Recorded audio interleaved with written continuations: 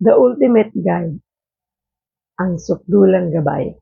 Yan po ang ating topic ngayong umaga sa ating pong daily devotion, live dito po sa ating Maps TV at sa God Loves You Movement Facebook page.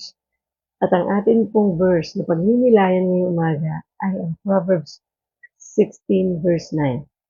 Hello, magandang umaga po sa inyong lahat. This is your Ate Mavs and good morning, good morning, good morning po. Today is Wednesday, November 5, 2025. At masaya po ako dahil tayo ay muling nakapag-devotion ngayong umaga. Kumusta po ang inyong araw? Kumusta po ang inyong gising? Kumusta ang inyong tulog gabi? Share naman po ninyo yan sa ating pong comment section. At nawa ay sabayan po ninyo ako. At i-share and like po ninyo ang video na ito para marami po ang makasabay sa atin. Good morning, good morning, good morning po sa inyong lahat. Sige po, sa ating pong pagsisimula, buksan na po ninyo ang inyong Bible. Kung Tagalog ang inyong Bible, tulad ng Bible ko, para mas madali ninyong makita, ang ating pong pagninilayan ngayon ay nasa Proverbs chapter 16 verse 9. Sa Tagalog, ito po ay Kawikaan, chapter 16 verse 9, sa page 647. Kung ganito po ang Bible ninyo. Yan, sa lumang tipan po ito. Sige po, simulan na po natin. Sabi po sa Proverbs 16 verse 9, New International Version. In their hearts, humans plan their course, but the Lord establishes their steps. Sabi naman po sa Tagalog, sa Kawikaan 16 verse 9, ang tao ang nagbabalak, ngunit si Yahweh ang nagpapatupad. Purihin ng Diyos sa pagkabasa ng kanyang salita. Manalangin po tayo.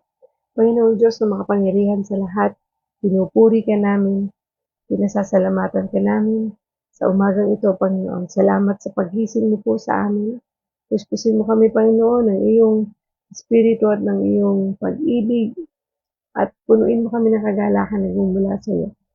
Hayaan mo lang, O Diyos, na maging bukas ang aming puso at isipan, ang aming tenga sa pakikinig sa iyong salita. Turuan mo kami, Panginoon, at ipaalala mo sa amin ang mga bagay na nais mo ipaalala sa amin at gabayan mo po kami, O Diyos, sa umagang ito. Tanging boses mo lang ang marinig, Lord. Itago mo po ako sa iyong likuran, samahan mo po kami, at maraming salamat, Lord God, sa mga taong idadako mo sa page na ito upang makapakinig. We thank you, Lord Jesus. We praise you. We honor you, and we bring back all the glory and praises in Jesus' name we pray. Amen and amen. Again, magandang umaga po sa inyong lahat. At kayo po ngayon ay nanonood ng Daily Devotion Live dito po sa ating Maps TV at sa God Loves You Movement Facebook page. Magandang umaga din po sa mga nanonood sa page natin na yan. Ayan, ako po ay sobrang masaya dahil tayo ay muling nakapag-devotion ngayon. So, basahin po natin ulit ang atin pong verse ngayong umaga. Sabi po sa Proverbs 16 verse 9, New International Version, in their hearts, humans plan their course, but the Lord establishes their steps. Sabi naman po sa Tagalog, Kawikaan 16 verse 9, ang tao ang nagbabalak, ngunit si Yahweh ang nagpapatupad. Purihin ng Diyos. Totoo naman po, no? Ako'y proven ko na yan. Napakarami ko ng plinano, binalak sa buhay kong ito. Pero mas marami yung hindi natupad. At minsan may mga natutupad, pero pinahihintulot na lang ng Diyos dahil sa pangungulit ko. Kaya lang, sabi niya, for every decision na gagawin natin sa buhay natin, there is always a consequence. Laging may consequence yan. Kaya tayo po ay maging masunurin, no? Maging obedient sa Panginoon. Dahil kahit anong gawin natin, talagang ang Diyos ang tunay na nakakaalam ng ating pong kinabukasan, ng ating pong patutunguhan. Siya ang may alam nito at wala ng iba. Kaya naman, ang title natin this morning sa ating pong devotion ay pinamagatang The Ultimate Guide, ang sukdulang gabay. Wala nang ibang magiging gabay sa ating buhay kundi ang Panginoon. At yan po ang ating pag-uusapan ngayong umaga. So, have you ever focused, or have you ever faced something unexpected? Maybe it was a good surprise that brought you joy, or a heartbreaking tragedy that deeply affected your life. All of us experience moments in life that we don't anticipate.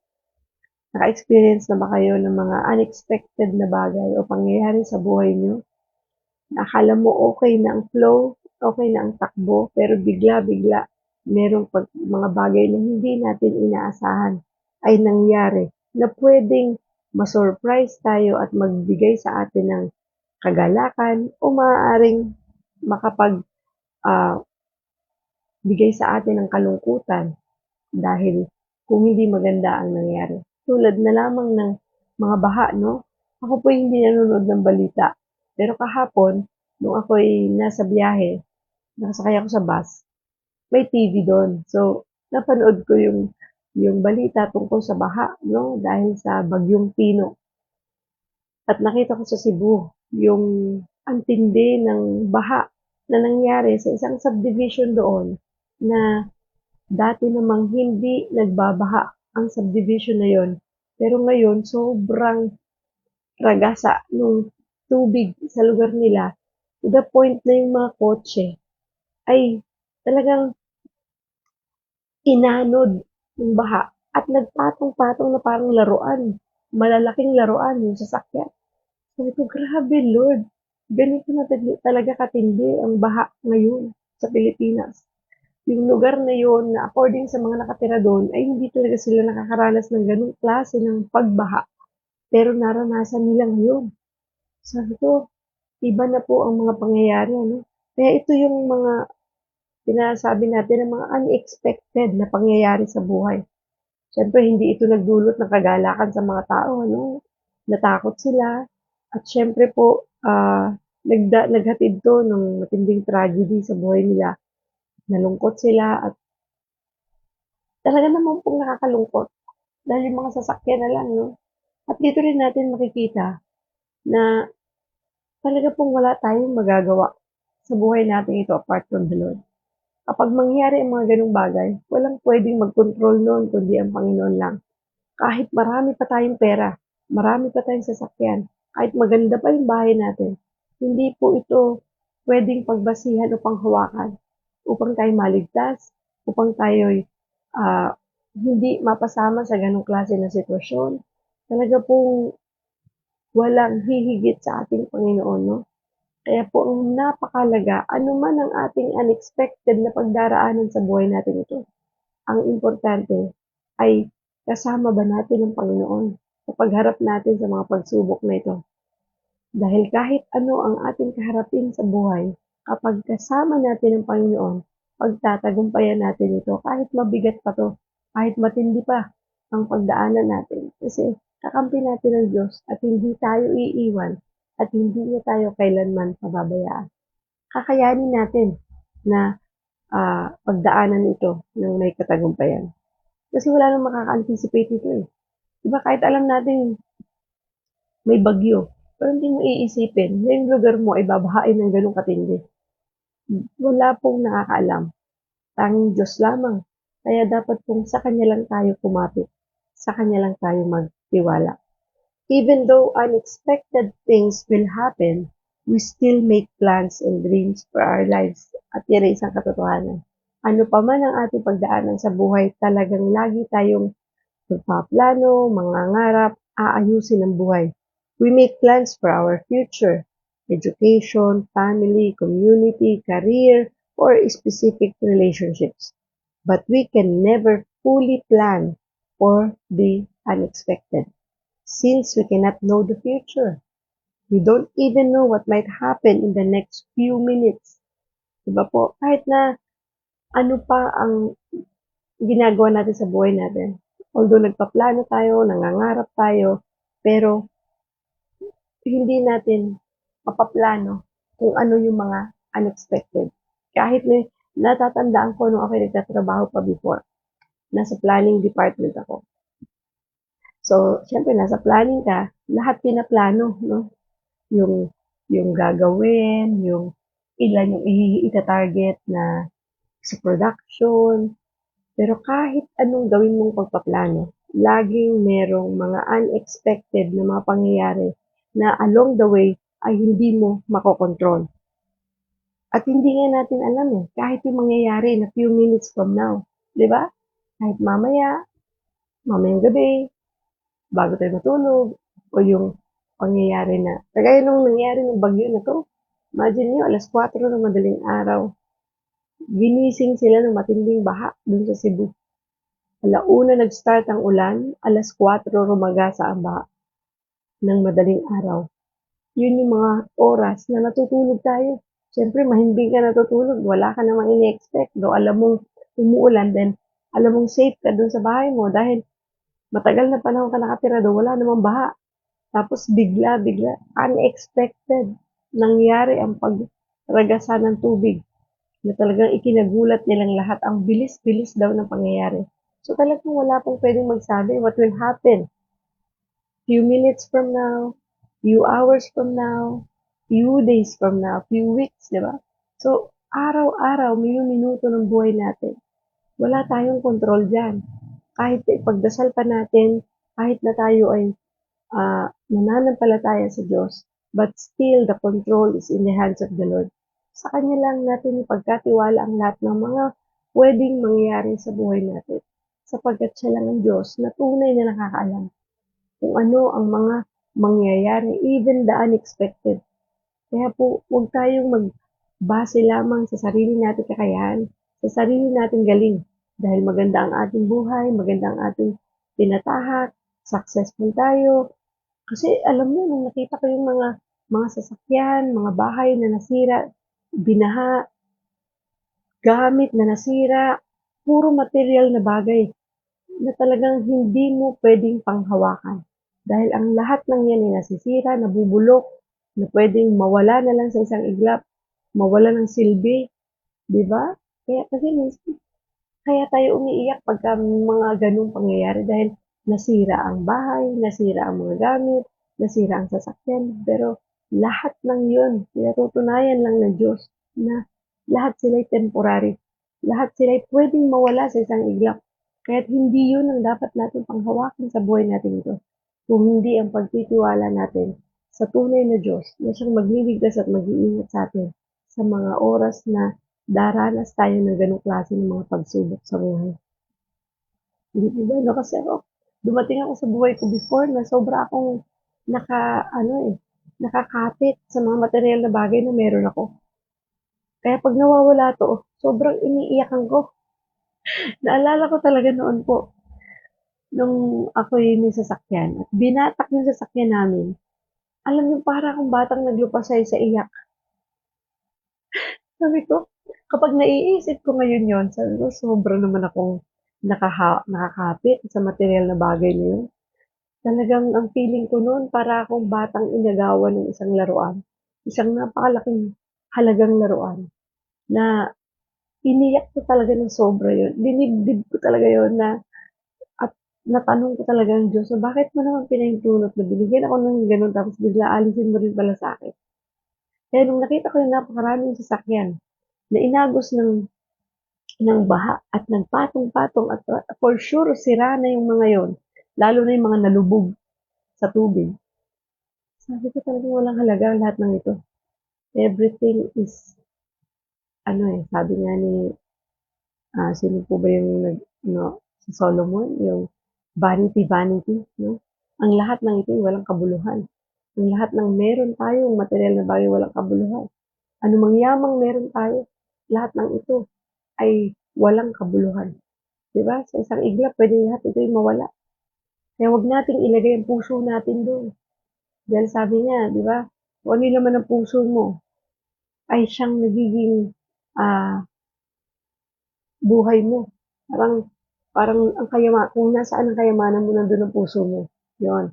Kaya ingatan natin, no, ang ating puso. Bantayan natin. Ano ba laman nito? Sino bang priority nito? Ano ba ang mas inuuna natin at pinahahalagahan sa buhay na ito? Na kapag ba nawala ito, ay ganun na lang ang ating pag-iyak, ganun na lang ating panghinayang. Natural manghinayang tayo kasi syempre pinagpaguran natin ang lahat ng yon. Pero tandaan natin, pinapakita lamang ng Diyos na hindi dapat doon nakatingin o nakapokus ang buhay natin. Hindi po yun ang ating kaligayahan, hindi po yun ang buhay natin. Tanging sa Diyos lang tayo magtiwala, sapagkat siya lang ang talagang pwedeng pagkatiwalaan ng buong buo, na hindi tayo iiwanan, hindi mawawala. Hindi po ba, no? Hallelujah. So we learn in Scripture that God is all-knowing, which means He knows everything that will happen everywhere in the world. So wala pong nalilihim sa Diyos. He is an all-knowing God. Alam niya ang lahat ng nangyari, mangyayari, at mangyayari pa sa future. Sa buong mundo, anywhere in the world, wala pong ligtas dyan. Ganun kamakapangyarihan ang ating Diyos. He has complete knowledge of every event and action that happens. Alam niya yun. Kaya yung iba nagtanong, ganun, alam naman pala ng Lord na mangyayari. Kaya bakit ganito? Ang daming tanong, no? Pero just keep on trusting God. And i-reveal ng Diyos sa iyo yan. Hindi pa man ngayon, pero magkakaroon ng kasagutan ng Panginoon sa puso at isipan mo pagdating ng tamang panahon. Kasi minsan, itong mga pangyayaring ito sa buhay natin, consequence ito eh. Diba? Ito yung consequence ng mga decisions na ginawa natin sa ating buhay. Na sometimes, nakikita natin na parang ang Diyos ang may kasalanan kung bakit ito nangyari. Diba? Pero hindi natin nakita na may parte tayo doon. May ginawa tayo kung bakit nangyari ang lahat ng ito. Maaaring hindi tayo nakinig, maaaring hindi tayo sumunod, maaaring gawa ng ibang tao na nadamay tayo. So, hindi laging ang Panginoon, no? At hindi ang Diyos ang nagpaparusa sa atin. At wala siyang ginusto para sa atin, hindi ang kabutihan para sa atin. No? Yung mapabuti tayo, maging maayos yung buhay natin. Sometimes tayo lang yung talagang gumagawa ng mga ikakapahamak natin. Kaya napakalaki na pag-ingatan natin yun. Dahil tandaan natin, alam ng Diyos ang lahat. So kung alam ng Diyos ang lahat, He's an all-knowing God, eh bakit hindi pa natin pagkatiwala ang lahat sa Kanya? Nang sa ganun ay hindi tayo magkamali sa mga desisyon na gagawin natin sa buhay natin. More than that, He is also sovereign. Siya ang pinakamakapangyarihan sa lahat ng pinakamakapangyarihan. Which means He has ultimate authority and control in this world. Wow. Grabe, ano? Walang ibang may authority at control sa mundong ito, kundi ang Panginoon. So kung ganun pala ang case, eh bakit pa ako hihiwalay sa Diyos? Bakit pa ako magtitiwala sa sarili kong kakayahan? Bakit pa ako magdudwell dun sa binibigay ng mundo? Bakit pa ako kakapit sa material na bagay na meron sa mundo? Kung ang Diyos naman pala ang may ultimate authority and control in this world. So kung siya yung may ultimate control in this world, so sa Kanya talaga tayo magtitiwala na, Lord, Ikaw naman palang may control ng mundong ito, ng buhay ko at ng lahat ng mangyayari. Ikaw na mag-control ng lahat-lahat sa akin. I surrender everything to you, Lord. Ibigay na natin lahat sa Kanya. At doon pa tayo makakaranas ng kapayapaan.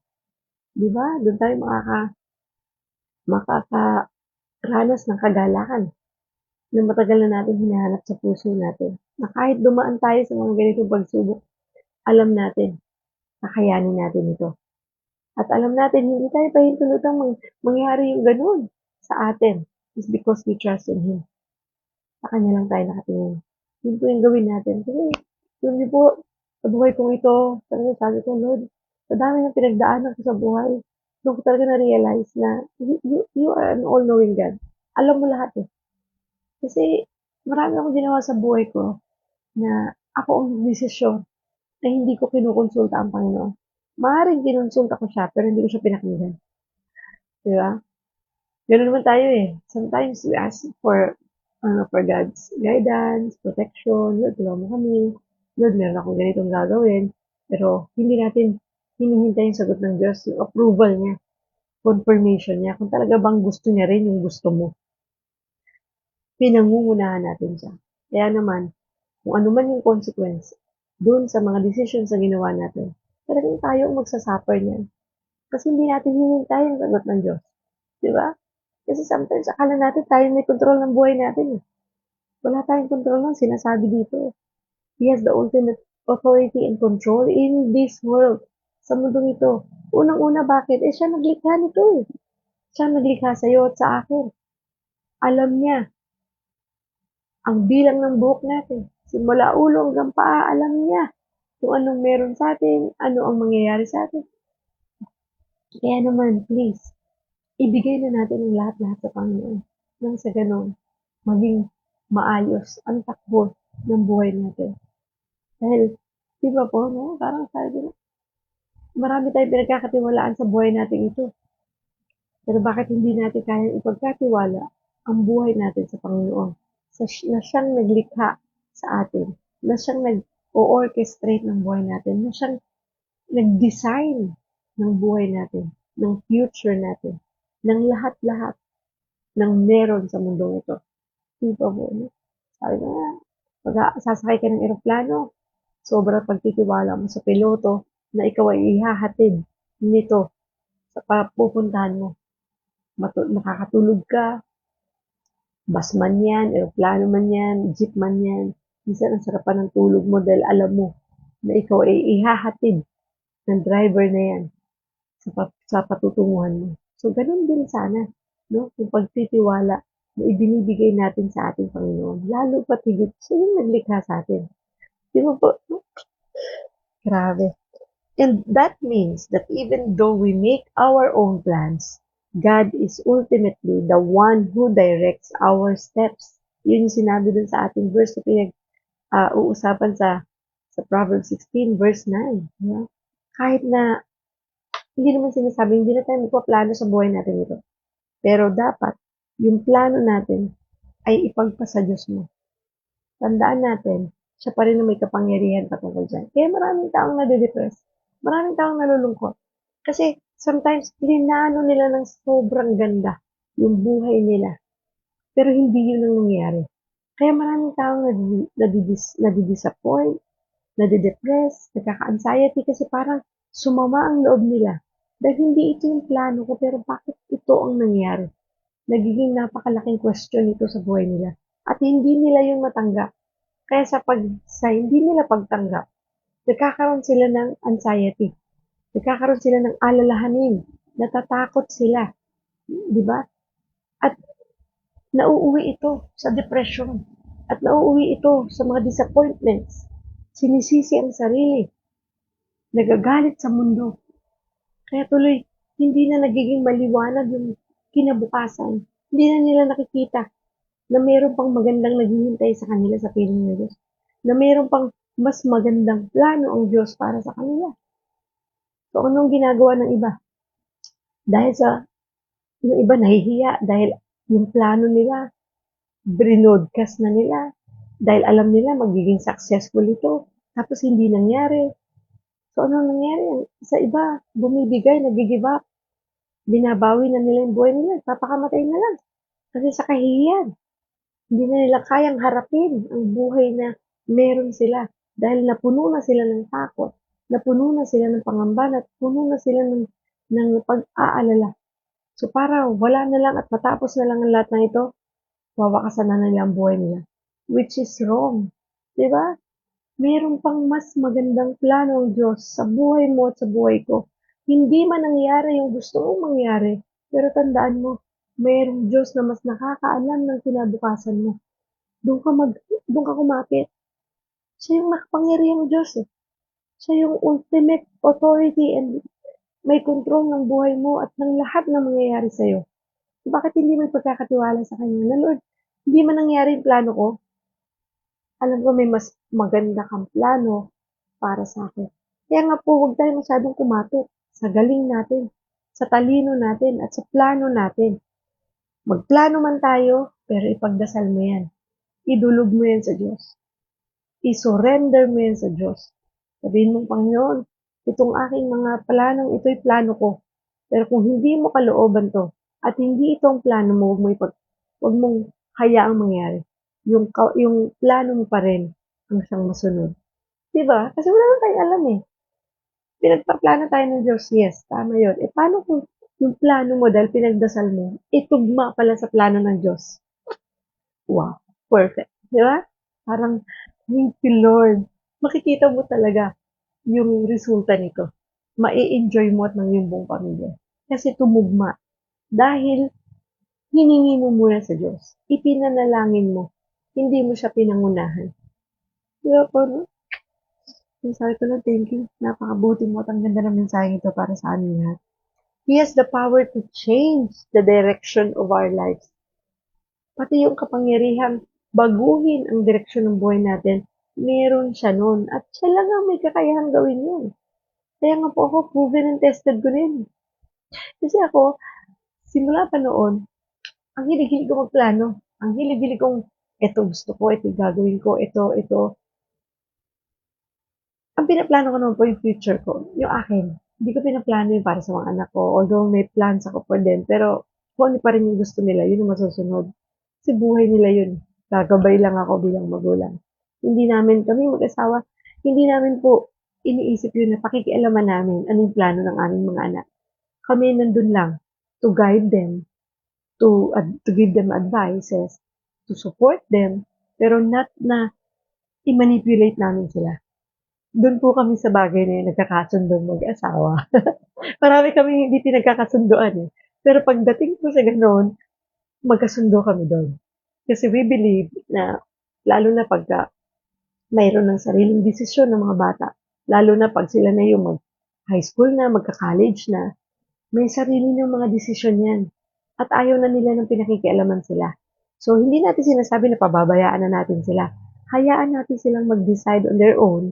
Pero, nandun tayo bilang magulang to guide them, to help them, to protect them. Diba? To give them advices. Kasi, yun lang naman talagang papel natin eh. At i-lead natin sila sa Panginoon. Ipag-pray natin sila, lalo tayong mga nanay. Mahilig tayong manalangin. Ipag-pray natin ang ating mga anak para hindi sila maligaw. Para yung gagawin nila sa buhay nila, alam nila guided sila ng Diyos. At desisyon nila yon at ikukonsulta nila yon sa Panginoon. Kasi ginabayan mo sila bilang magulang. Huwag natin silang pangunahan. Di ba po? May mga sariling plano sila. May mga sarili silang pangarap. Although may pangarap tayo para sa kanila, pero meron silang sariling pangarap. Kung tayo nga, ayaw natin ang pinakikialaman yung pangarap natin, di ba? Ganun din sila. Gabayan lang natin. Okay po? So, tandaan natin, no? Ako, before yung direction ng buhay ko, inayos ng Diyos. Di ba? Kahit ang tigas ng ulo ko, nagpupumilit ako itong gusto kong daan. Talagang, ililiko ako ng Diyos. Parang, o kaya, lumiliko ako, itutuwid ako ng Diyos. Gusto ko kanan, Lord. Kahit pumunta ako sa kanan, at the end of that road na dinadaanan ko, papunta pa rin pala kay Lord. Kasi, ipinipihit pa rin niya ako para ituwid niya yung direksyon ko, para doon pa rin ako sa pagsunod sa Kanya. Kaya naman po, kahit masaktan ako, kahit ma-stroke ako, pinutulot ng Diyos, para lang huwag ako maligaw, para lang tumuwid yung kalsada na yung direksyon na dadaanan ko. Thank you, Lord. Ginawa niya yun sa akin. Salamat. Dati hindi ko naiintindihan. Pero ngayon naiintindihan ko na. Kasi mahal na mahal ako ng Diyos.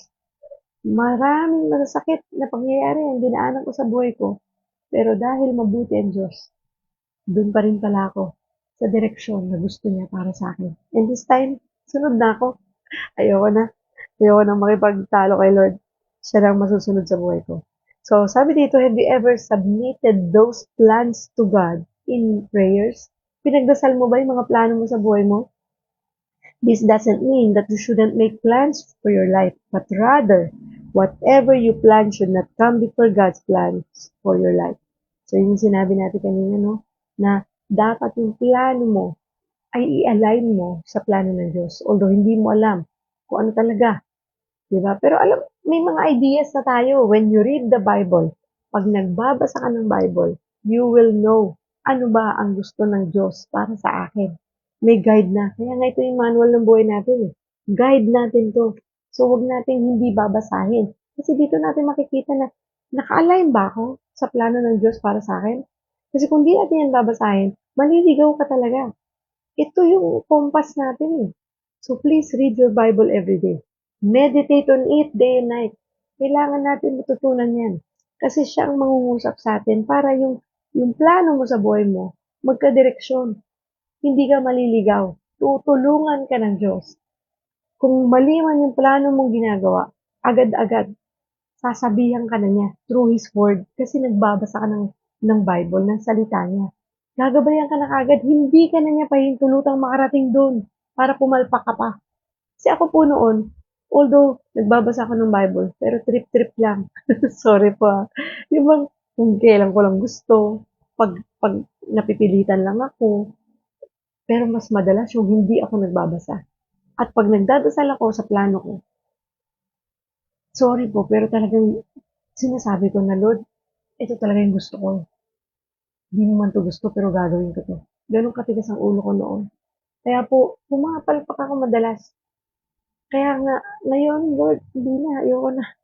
Nakita ko na at napatunayan ko na ang Diyos lang talaga ang tunay na makapaggagabay sa atin sa tamang direksyon. Kasi siyang makapangyarihan sa lahat. Sovereign siya eh. Hello, wala nang hihigit sa kanyang kapangyarihan. So, sabi dito, ulitin natin, this doesn't mean that you shouldn't make plans for your life. But rather, whatever you plan should not come before God's plans for your life. Huwag kang manguna.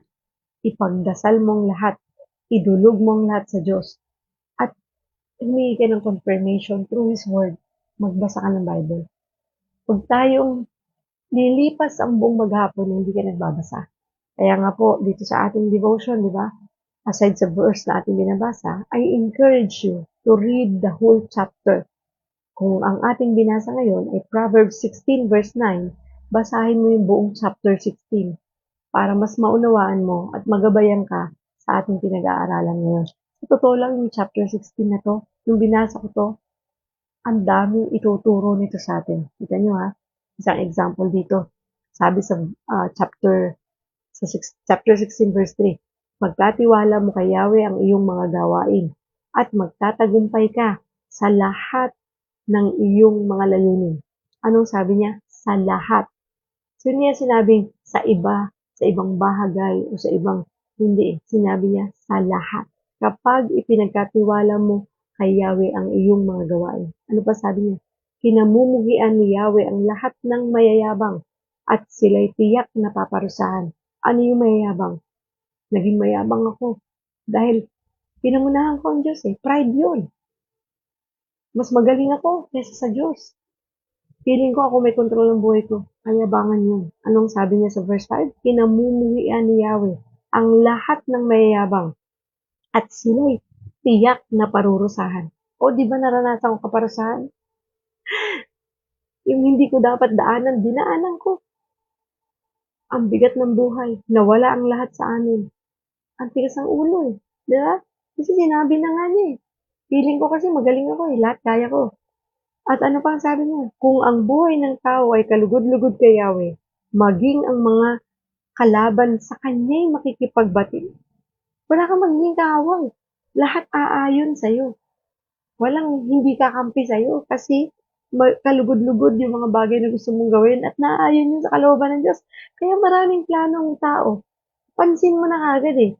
Pag kalooban ng Diyos, ang gaang ng takbo. Di ba? Kapag alam mo na tama, pati puso mo magaan eh. Walang kabog, walang takot, walang nervous. Ang alwan. Di ba? Masyadong smooth yung pangyayari. Dahil nakikita mo, umaayon sa kalooban ng Diyos. At makikita mo, Lord, yung mga tao na hindi uma-agree, ngayon nag-agree na sila. Di ba? Kasi nakikita mo yung, ah, yung paggabay ng Diyos sa'yo. Inaayunan ka. Kasi tama. At naa-align sa plano ng Diyos yung plano niya. Ano pa yung sabi dito? Ang nais ni Yahweh ay tamang timbangan at sa negosyo ay katapatan. Huwag ka man lalamang. Dapat yung timbangan na ginagamit ng Diyos sa iyo, siya rin gamitin mo sa kapwa mo. Natandaan mo, kung ano yung ginamit mong timbangan sa iba, siya rin gagamitin ng Diyos sa iyo. Maging fair lang tayo sa lahat ng bagay. Ano pa? Ang sumusunod sa payo ay mananagana, sabi sa verse 20. At mapalad ang taong kay Yahweh ay nagtitiwala. Again, pagtitiwala pa rin ang binabanggit dito. Because when you trust the Lord, you will obey. Kasi yung pinagkakatiwalaan mo, yun ang naman talagang sinusunod mo eh. Di ba? At sabi pa dito, ito natutuwa ako dito sa verse 28. Ang taong baluktot ang isipan ay naghahasik ng kaguluhan at sinisira naman ng chismis ang magandang samahan. May chismis na word sa Bible. So sinisira ang magandang samahan ng dahil sa mga chismis, sa mga maling pag-iisip, sa mga negative thoughts. Guilty ako dyan. Dumarating pa rin ako dyan sa mga puntong yan. Kaya yun na yung gusto kong ipaayos sa Diyos. Na minsan, alam mo yun, nakakapagsalita ka pa rin ng negative tungkol sa kapwa mo. Patawad, Panginoon. Iwasan natin yan. Dahil yan yung mga bagay na hindi makakatulong sa atin para tayo umunlad. At ang sabi pa sa verse 33, isinasagawa ng tao ang palabunutan, ngunit si Yahweh lang ang huling kapasyahan. Kahit anong gawin natin sa buhay natin ito, ang Diyos pa rin ang may huling say sa buhay mo at sa buhay ko, sa ayaw mo at sa gusto. Lalo't higit tayo na mga anak niya, na mga tumanggap sa Kanya bilang Diyos at tunay nating tagapagligtas. Kaya nga po mag-iingat tayo sa mga desisyon na ating ginagawa, sa mga plano na ating pinagpaplanuhan. Lagi natin itong ipagpasa Diyos, ipanalangin, at hayaan natin siyang masunod sa buhay natin. So basahin niyo po ang chapter 16 ha. Ilan lang po yung mga binasa kong yon na nilalaman ng chapter 16. Kaya po I encourage you to read the whole chapter. Pag binasa mo yung whole chapter, meron ka ng isang chapter na pagninilayan ngayong araw na ito para maging gabay mo sa buong maghapon. Galing ni Lord. Thank you, Lord. So, take a moment to ask God to direct your steps. So, don't forget to pray always. So, magkaroon ka ng moment with the Lord, especially in the morning when you wake up. Na Lord, gabayan mo ko. Sa lalakaran ko ngayong maghapon na ito, ikaw nakakaalam what will happen sa buhay ko sa buong maghapon. Tulungan mo ko. Gabayan mo ko. At manguna ka, Lord. Pangunahan mo ko. Pagtingin mo mali yung gagawin ko, harangan mo na agad para hindi ako magkamali. Ask Him to reveal any desires or plans that aren't from Him. Submit your plans to God so that you'll be open to following Him wherever He leads. Maging bukas ang puso at isipan natin na i-reveal ng Lord ang mga desires and plans niya para sa atin. Yung mga bagay na hindi para sa atin, tanggalin niya na. Huwag niya nang ipahintulot. Huwag niya nang hayaang makapunta pa tayo doon. Kaya nga po napakahalaga ng pananalangin. Kasi kapag sinubmit natin yung plano natin sa Panginoon, ma-open yung mga bagay na gusto niya para sa atin. Ma-i-reveal niya yun sa atin. At kung saan naman tayo gustong i-lead, malilid niya tayo. Kasi may pagpapakumbaba tayo sa puso na gusto natin, di ba? Kahit saan naman di ba? Kahit sa trabaho, pag may plano, bago pa yan i-execute, di ba pinipresent niya yan sa mga boss, sa mga matataas na tao, at saka palang aaprubahan para sigurado na tama yung inyong gagawin. Ganon din sa Panginoon. Submit your plans, your desires, everything na pinaplano mo sa buhay mo nang sa ganon, magabayan ka ng Diyos sa direksyon na pupuntahan mo para hindi ka magkamali at hindi ka maligaw. Let us pray. Father God, maraming salamat po sa napakagandang mensahe mo para sa amin ngayong umagang ito. Tunay, O Diyos, na ang dami mong reminders for us. And thank you, Lord Jesus, kasi mahal na mahal mo talaga kami. Kasi ayaw mong hindi namin tumarinig. And thank you, Lord God, kasi ginagamit mo po ang programa na ito, ang platform na ito, Panginoon, upang maipahatid mo ang mabuting balita. Thank you, Lord Jesus. Nawa, Panginoon, dahil alam mo ang aming iniisip, mga pangarap, mga desires ng buhay namin, para sa sarili namin at para sa mga taong mahal namin. I know, Lord God, alam mo din ang aming mga pangangailangan, and we hope, Father God, na pangunahan mo kami sa lahat ng aming gagawin sa aming buhay. Tulungan mo kami, Panginoon, na patuloy na magkaroon ng pagpapakumbaba sa aming puso, na idulog namin sa iyo ang lahat-lahat ng plano namin, na ikaw po ang siyang manguna at maghari sa aming mga buhay. Nang sa ganun, Lord, di ka namin pangunahan. Hindi kami magmagaling. Hindi kami mag, mag, magdepend sa sarili naming kakayahan, Panginoon. Bagkus, Lord, isuko namin ang lahat-lahat sa iyo because Ikaw ang ultimate authority. Ikaw ang may ultimate authority and control sa buong mundo, Panginoon, at sa buhay namin. At ikaw ang sovereign God, Lord. Ikaw ang pinakamakapangyarihang Diyos na tunay na nakakaalam ng lahat-lahat patungkol sa aming buhay. Maraming salamat, Lord. Continue to bless, Father God, ang mga taong nanonood ngayon at ang makakapanood nito. Touch their hearts, Father God. Help them, Lord. Be with them, Father God. Samahan mo po sila sa lakarin ng kanilang mga buhay at matutong palagi kaming magpakumbaba at matutong tumawag sa iyo, Lord God, at isurrender sa iyo ang lahat-lahat. Maraming salamat po, Panginoon. Ingatan mo rin, Lord Jesus, ang mga taong dumanas ng baha sa nagdaang bagyong Tino.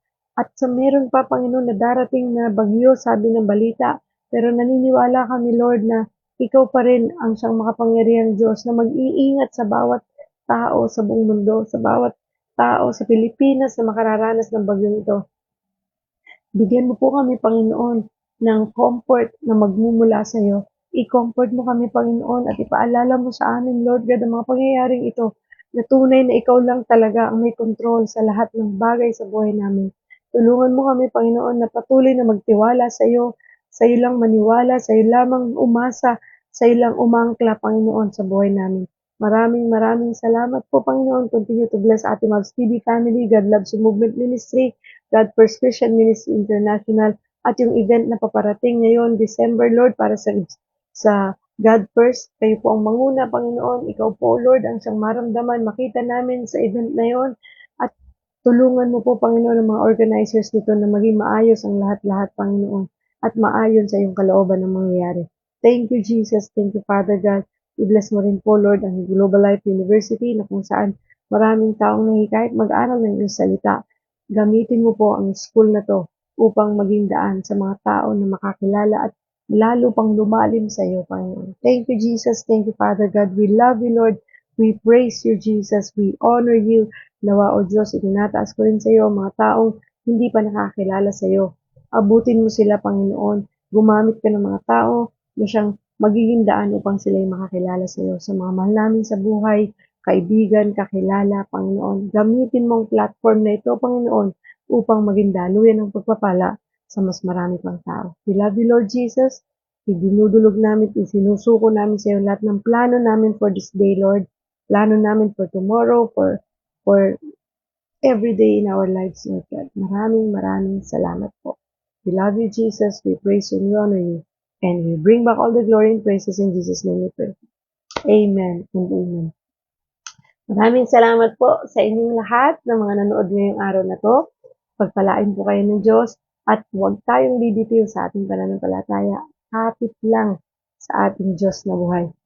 So, ayan. Check ko lang po kung merong nanood sa atin sa God Loves You. Ayan. God bless po sa inyo. And thank you po sa mga nanood sa atin sa Ate Mavs TV, kay Ate Jenny, kay Ate Marilyn Bautista. Paki-like and share. Kay Ate Lucy, good morning po. Paki-like and share po ninyo ang video na ito para marami po ang maabot na mga taong makakapakinig nito. And sa mga hindi pa po nakapollow sa ating pong bakit kaya wala? Wala po tayo sa God Loves You. Minsan po kahit na nilalagay ko na siya as live, wala nga. Okay. Ayan ako na. Ayun pala. Ayun. Nakita ko na. So, good morning kay Ate Marilyn, na Veteran Morados, Ate Edgy. Good morning, nasa God Loves You sila nanonood. Magandang umaga po sa inyong lahat. And thank you for watching. And I hope na basahin niyo po ang buong chapter 16 ng Proverbs. Yan po ay nasa page 649 sa Lumang Tipan. Kung ganito po ang inyong Bible. Yan. Kasi syempre iba-ibang page yan. Kung iba-ibang Bible ang hawak niyo. Kaya naman napakahalaga na tayo nagbabasa ng Bible. And happy birthday po sa aking pong pinakamamahal na apo, si Clyde Alexander Dolls. Sa aking apo, 3 years old na siya ngayon. Happy birthday, apo. I love you. Mahal na mahal ka ng Lola Mavs. Thank you po muli sa inyong lahat and I hope to see you all again tomorrow sa ating pong daily devotion live dito sa ating Mavs TV at sa God Loves You Movement Facebook page. At kung hindi pa po kayo naka-follow, please mag-follow po kayo para kapag may live tayo, manonotify kayo ni Facebook. Ganun din, please follow or subscribe to our YouTube channel, Ate Mavs TV. Kasi dun po natin nililipat yung mga videos natin ng live dito para pwede niyong ulit-ulitin doon at pwede niyo pa rin pong isend sa inyong mga friends, family, and yung mga office mates. Maraming salamat! God bless everyone! Kita-kits po tayo. Kita-kits po tayo ulit bukas, 6:30 ng umaga. Always remember, God loves you. Bye!